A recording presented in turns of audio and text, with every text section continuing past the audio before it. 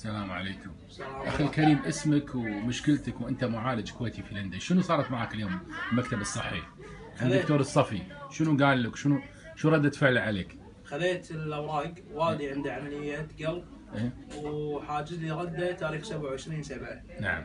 والوالد ما يقدر يركب طيارة يرجع، وهذا يصر علي. الدكتور يقول لي لا، أبوك لازم إنه يسافر، وهذه العملية يعني عادية.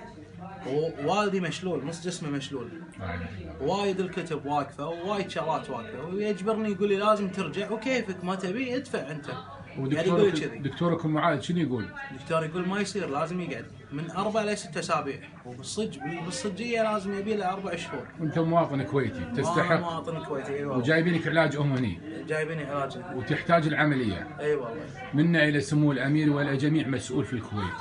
اتمنى الفيديو هذا يوصل الى جميع مسؤول بالكويت. الاسم جاسم حميد عوض عبد الله الشرقي.